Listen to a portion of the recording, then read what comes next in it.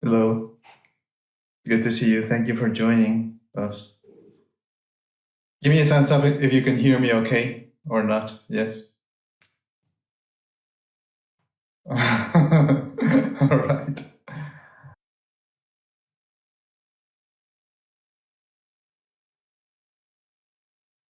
So I've enjoyed having these kinds of impromptu sort of meditations in the past. This time of the year is actually very peculiar in the experience of it. It's really December 21st is really when we're in between, astrophysically, between a big opening and a big closing. It's the shortest day of the year everywhere. And all the energy of this world is concentrated and compacted and dormant. And it's right between it begins to expand again. Sometimes we can experience it as a possibility. It's right in between. So I would like to share with you what you likely have heard before from me. A guided meditation is really just an experiment where I can verify for myself what is helpful. And the benefit, in my experience, of a guided meditation or a guided experiment is that we can validate it moment by moment, and we can know explicitly what it is like if I am able to actually be with my experience and receive it. To receive it and then to show me what I need, more of it. And so I will just proceed. For many years now, I've been emphasizing a lot the importance and validity of the scientific method when it comes to attending to our human experience. And that is very basic, very simple. So we can review these questions together and find out what the answers are without having to interpret them by thinking about them. We can just receive the direct answer right away. We can notice right now, I can notice what is it like, because of course, naturally I'm experiencing this with you. I'm not separate or different. As I'm sitting here in this place, I have evidence that my body is alive, or I am alive, however you want to put it. But if I really make this explicit, and I allow the experience of my body to be informing myself, whoever it is that is paying attention right now, to inform me about this evident fact, I am alive, not as a cognitive object, but as an experience. So there's a neurocognitive object. I can gather this information from the weight of my body, the clothing on it, the temperature outside and inside, the sound of the voice. And a novel feature of, possibly a novel feature, is that we can bring this information, which is energy, into my face. And I can notice right now, in my face, what it is like to know that I am alive right now. If possible, do your best not to look at the screen. If you hear the words, the movement of the eye has a definite, the angle and the movement of the eye has a definite impact on our physiology. If it is fixed and is looking down, then it's very different than if it is moving and looking everywhere. So now that I know that I'm alive and I brought it to my face, and only I know what that is like in my face, only you know what it is like in your face. Oh, I am alive, all right. Then I can face that. Then maybe I can proceed to notice, because there's so much energy in humans, in us, that is devoted to making me safe from threats that no longer exist. And this partly is through our evolutionary biology. Our neurobiological mechanisms have evolved to keep us safe. And part of that is they implicitly are programmed to treat many experiences as threats, even though they are not threats. So by making it explicit, this is the key. I make this evident fact explicit that maybe I am safe. And so for this, we use exploratory orienting. Maybe if I feel right now at this very moment, oh, I am not at ease, I am nervous, I am upset, angry, whatever it is, maybe I am not feeling safe. And I can verify this right now, whether in this place where I am located, is it safe? By moving the head in a gentle way and looking with the eyes and smelling and tasting and listening. Is there any evidence that it is unsafe right now? Anywhere, in this place where my body is. I am whoever is aware of the body, looking and sensing things. But we have to be satisfied. If I feel curious and not really sure, I need to really look behind the rock, then maybe I need to do it. Our biology cannot be tricked. It will not be tricked. We cannot logically deduce that it must be true. We have to really satisfy. So as I look and I notice that perhaps, yes, it is safe, I can notice what it is like in my body to know this. And that is through interoception. All the sensors within the body, they have a response to the fact that outside of the body it is safe. They do respond. This is not a metaphysical experiment. It is very physical. It is very matter of fact. It is safe. Can I receive that? Yes. What is it like? And the resulting energy and information from this processing, I can bring it into my face. So I can know exactly how I feel about the fact, the evident fact that here and now in this place, I am safe. What is it like? What is it like to bring this to my face? At this very point, perhaps, there might be some aspect of my functioning that is denying this. No, it is not safe. No, yes, whatever has been said, maybe it is true, but not for me. Or something is wrong. There's some tension, there's some implicit belief that something is off. Yeah, there's something wrong with the world right now. Or I am wrong. But notice that we could very easily and possibly remove this experience from ourselves, or convince this aspect of ourself, our biology. Actually, no, here it is safe. There is no need to entertain beliefs that are indicating otherwise at the moment. It is not necessary. It is not required.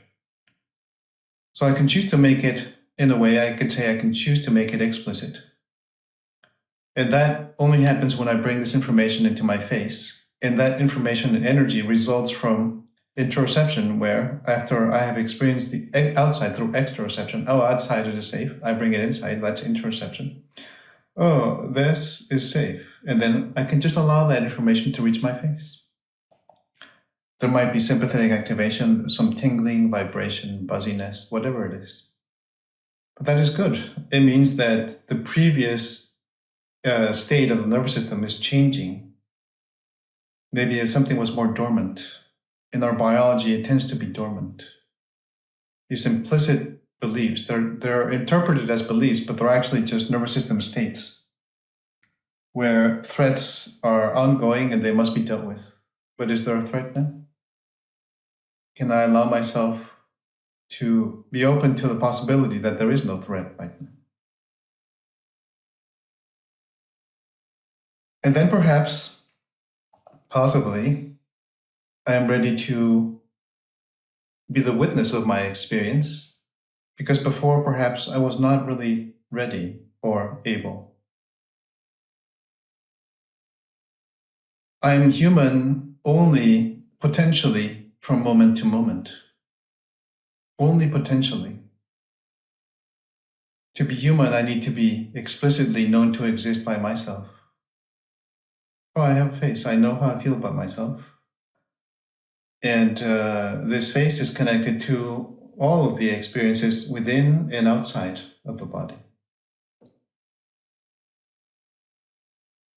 And we can perhaps cultivate a tolerance for a minor discomfort in the form of troubling thoughts or bodily experiences that are less than pleasant. But if they are there, it's simply energy which in us moves through sympathetic activation, some activation, tension, trying to get rid of it, bind it, become aggressive, sad, whatever. It is safe. It is completely safe. We can experience this right now, to bring it to the face. I can know exactly how I feel about myself. I can engage in exploring this environment where my body is right now. It includes a screen with images, but it also includes a lot of other things that are not located on the screen, beyond. And I can dedicate energy to attending to those with interest. Then I can really be said to be human. Oh, I am here, being known to exist by myself, witnessing all this. I can only say it is beautiful, but that could also be said to be a judgment. But it is pleasing to exist, to be known to exist. Can I allow this to become interested or curious in anything that is pleasant outside of the body right now? And it can be anything. It is not a thought. It is not some label that I apply to some perception. Oh, that reminds me of X, Y, or Z. Or that is like this. No, that is not what I mean. At that stage, I'm still not really human. I'm potentially a human, a proto-human. Oh, I can be human. I can witness whatever it is as it is. There's no need to interpret it or derive information from it. It is, and it is final. That is it. I am here. That is final. And possibly, I can bring all of this into my interoception of my body. Oh, what is it like? Wow, look at that. The beautiful colors over there, the shadows, the light. There's so much that is beautiful and just delightful. What is this delight like that is being perceived when it reaches my body? My torso, my chest, my lower abdomen, my legs and arms. I need to taste it first in this way. I can taste my experience. And then possibly the resulting essence of the experience can reach my face. And I can really allow myself to know what it is like to be here now, to fully, more fully be here right now. Really knowing that I'm just this point of perception.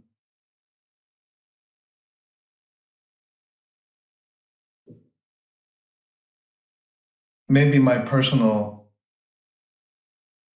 entityness is less important right now.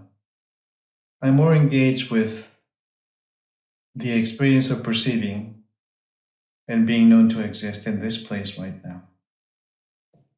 This place, which is not really anywhere, it is assembled in consciousness.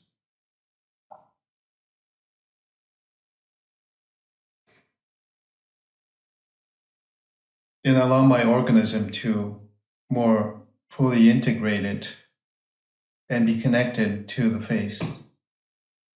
And if at any moment there are further, let's say, forays into so-called thinking processes, I can say, well, that is a form of energy being used and is being bound up. It's like a bodily tension.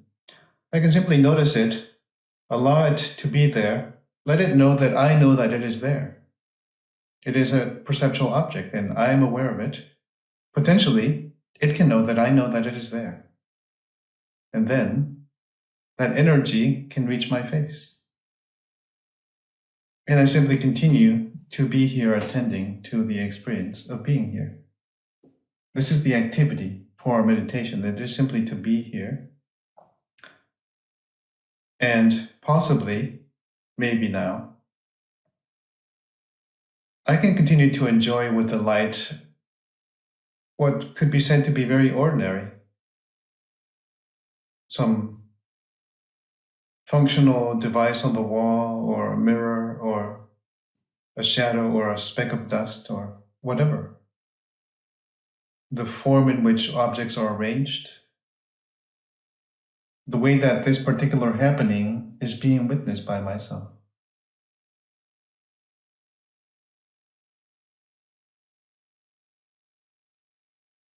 If there's tension in the body, or any sort of activation, maybe I can just allow myself to be with it. Perhaps there are aspects of myself that are not yet fully human, but I can be there with them.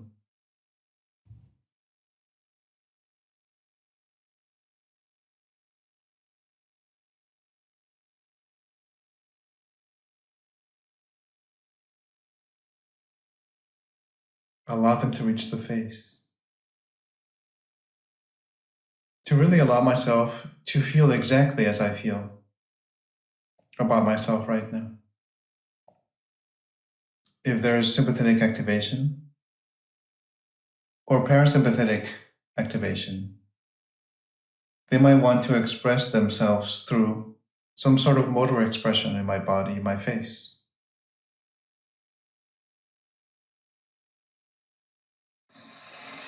It can be a trembling, a quivering, or a full-fledged expression that shows me how I feel about myself.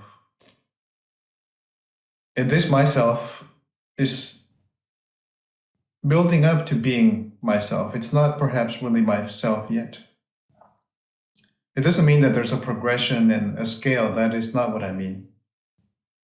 It means that at this very moment, I could have found myself to be living more animalistically. And then a few minutes later, I found, this was some aspect of myself that I was living through. I didn't know that I could be living, being with myself. But it is possible. I don't have to be limited by this perspective of being a thing that is threatened by things that do not exist right now.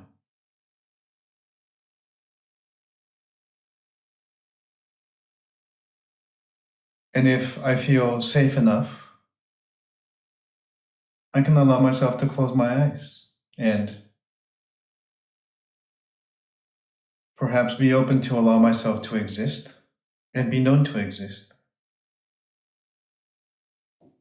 Since now I know that I am safe, I am alive, and maybe I'm open to being curious, interested. Really, it means to be curious and interested means I'm open to being moved. Moved by the experience of being.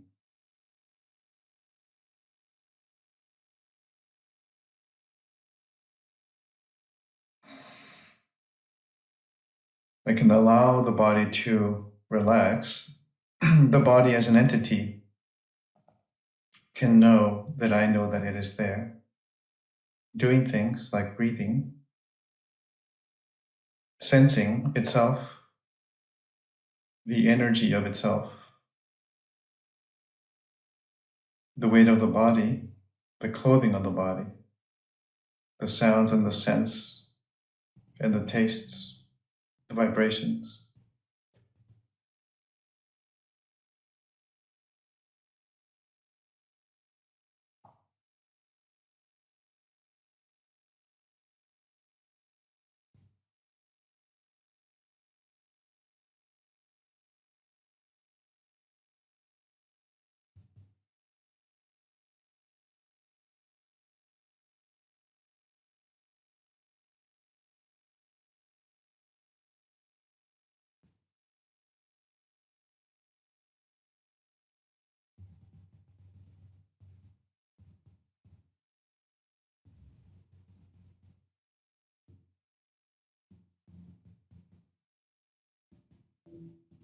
I can allow myself to rest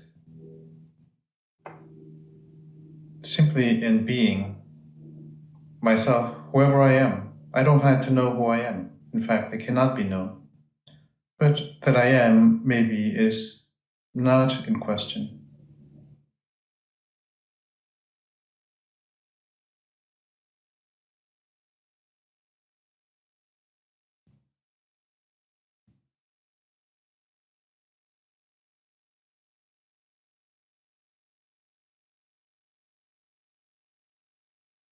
Can attend to the experience of the body, emphasizing experience, not the body itself, but the experience of it, the information layer of it. Let's call it the place where consciousness interacts with the experiences that appear within consciousness. The experience of the body, talking, hearing itself, breathing, holding its hands, having quiverings or little tensions or relaxations, breathing and hearing things outside of itself.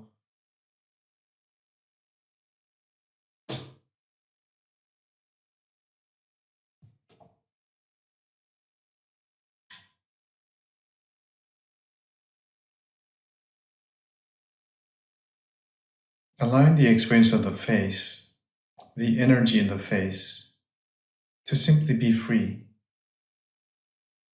To notice, to be sensitive to the activity of someone, let's say, some part of myself, which again is not a metaphysical entity, it is not a spirit, it is my biology, which through its conditioning wants to continue to do whatever it has done, always.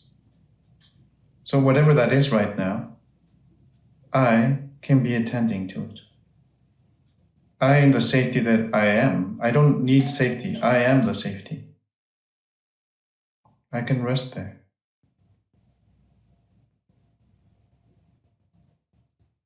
I am the safety because I am the consciousness where everything is showing up.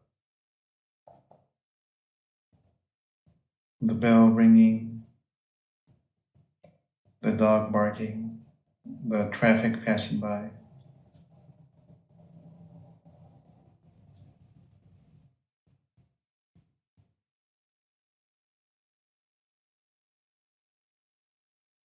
Could it be that my organism is here to support and help me, not to deny anything, not really to stop me, to deter me?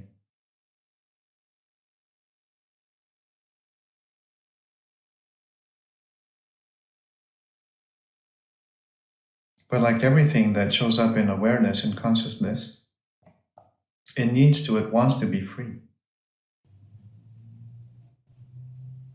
Free from control, from punishment, from rigidity.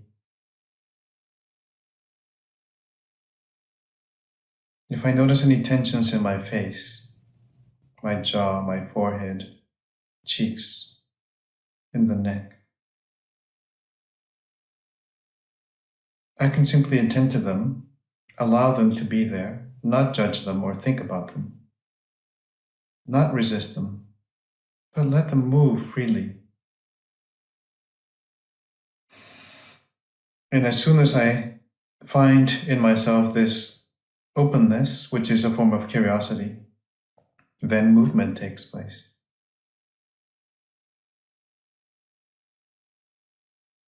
It's the nature of experience is to be constantly moving.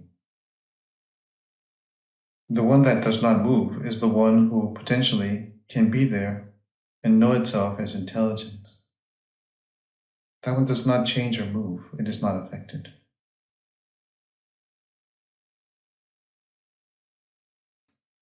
Right now, I can be both.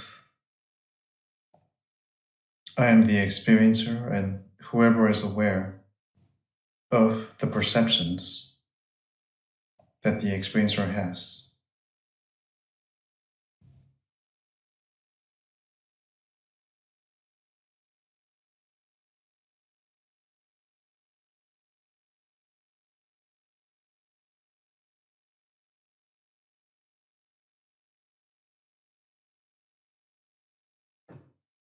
Might I allow this to be exactly as it is, without interfering or nudging anything along or trying at all in any way? Can I just rest?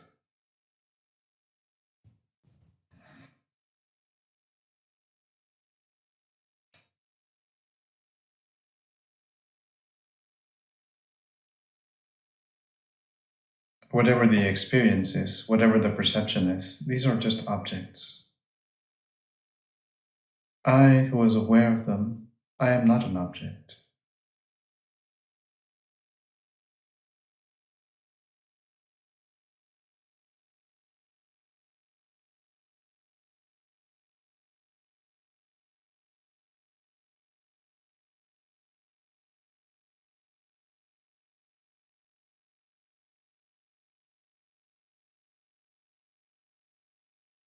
When I attend to the experience of the perception in the way that perhaps is possibly more fruitful, I make everything explicit. I question everything. I do not believe in anything. I see what is. Then I can afford myself as being the one who is aware.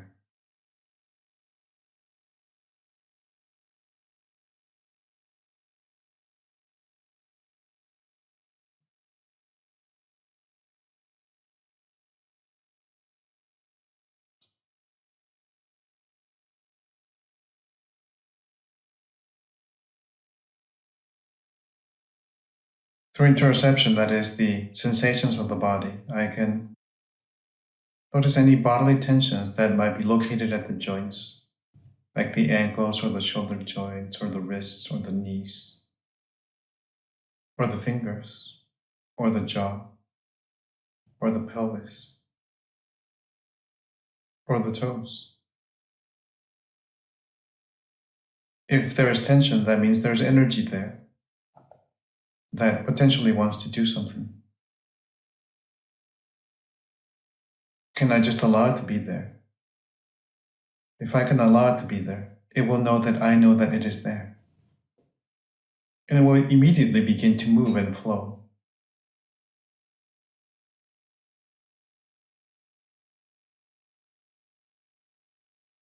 This movement and flow is like a merging and converging.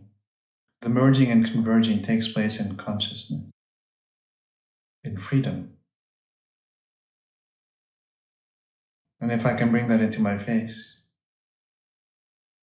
perhaps I can be known to exist even more intensely, with more greater clarity, with greater satisfaction and delight. Yes, I can verify this.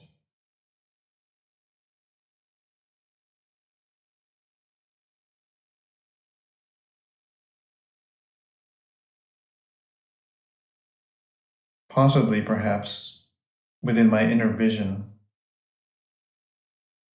I can see the space within consciousness that has a depth. It has a holographic quality to it. It is not inert, it is alive. I am alive.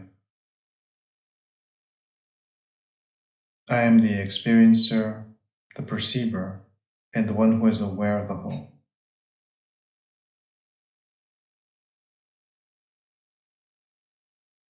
And because of this, I can rest. I am not separate.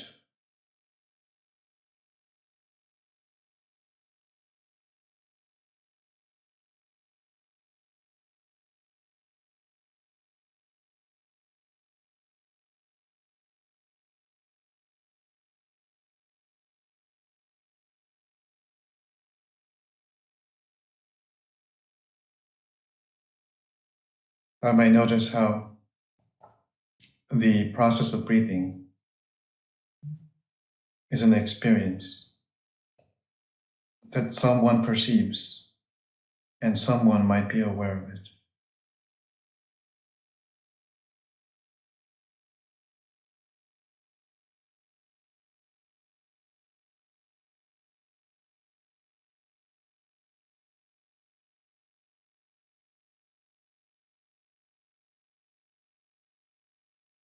Here in this place, there is ice and cold and frost outside. During the day when the sun is there shining, the ice begins to melt.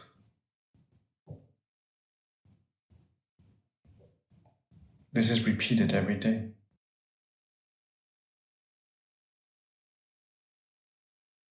This can be a repetition. The sun rises and illuminates and melts. The density of the coldness, which is really an assemblage of the perception and the experiencer of the perception. But they can be known to exist by consciousness, and that is the sun that illuminates it. There it can melt and thaw safely. It is safe.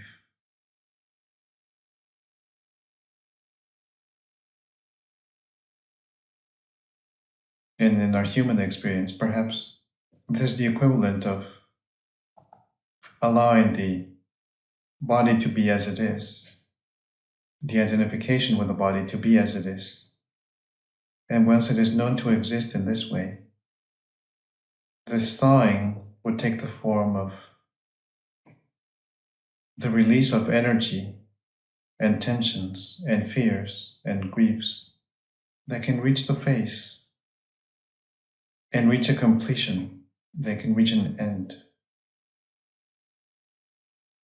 And when they reach the end, I am there. I'm not waiting. I was already there. I just didn't know it.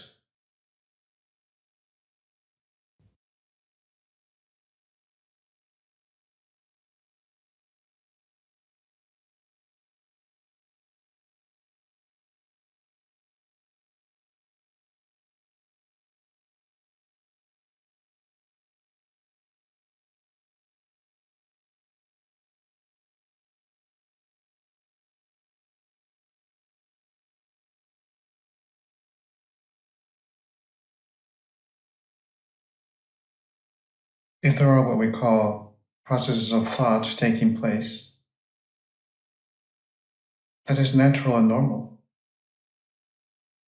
But it is not necessary to be compelled to identify with this so-called thought process. It's just a movement of energy. It can possibly reach my face, where I can be connected to the experience of the body and know how I feel about myself. And that can reach an end.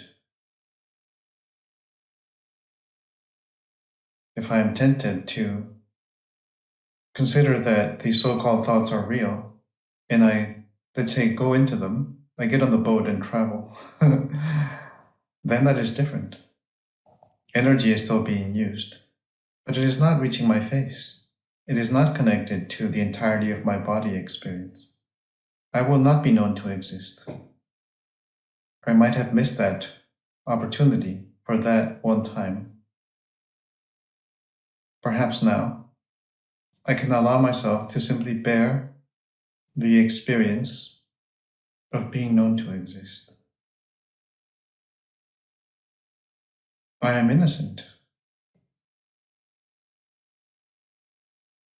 What is wrong with that?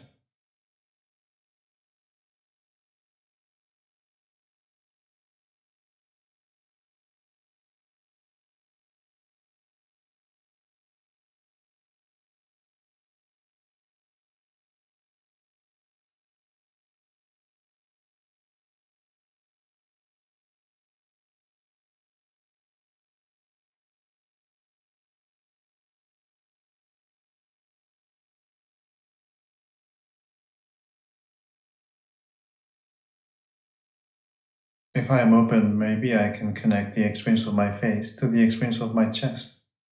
and shoulders. And then also to the experience of my solar plexus in my lower abdomen. And be sensitive to the distinction that might be possible, whether these experiences are coherent with one another or not.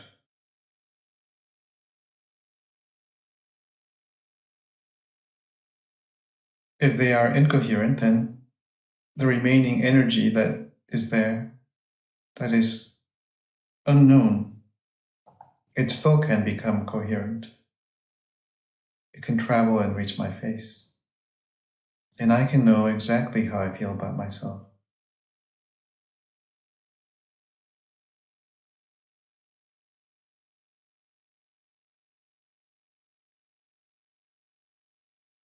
And this knowing is simply a very small point of awareness within a vast openness. I can allow it to dissolve and melt, to be expanded until it's so vast that it is irrelevant.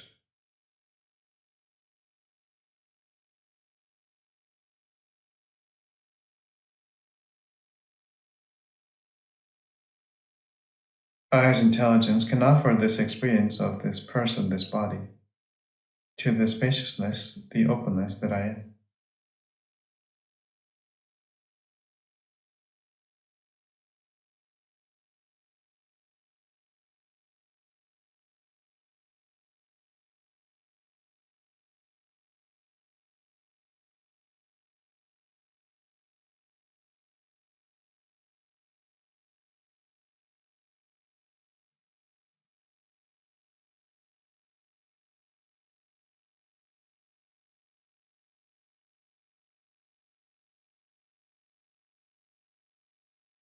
And this spaciousness remains the same when the eyes are open and the experience of this local perceiver is updated to the fact that, oh, this is what it is like right now in this place. And this information, this energy can be allowed perhaps to reach within, to be communicated and travel all the way to my face. This is the condition right now. The condition outside of the body, and it can meet the condition inside of the body.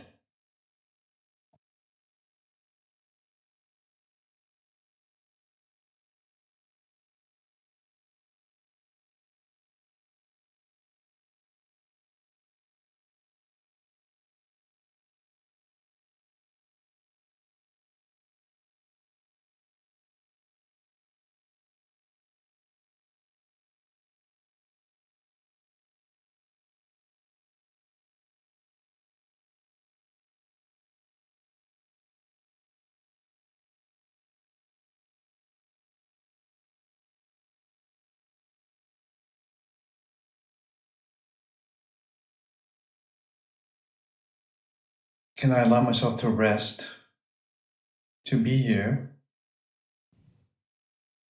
in a very ordinary way?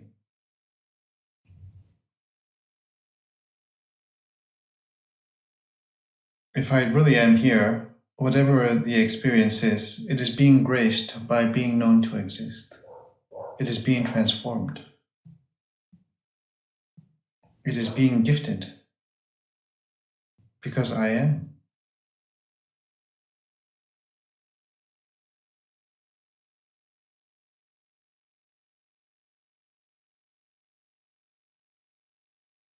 In my experience, this is the meaning of this time of the year.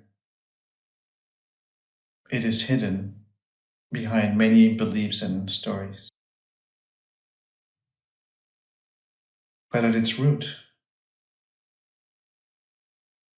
my experience is this. There is an opening, a possibility.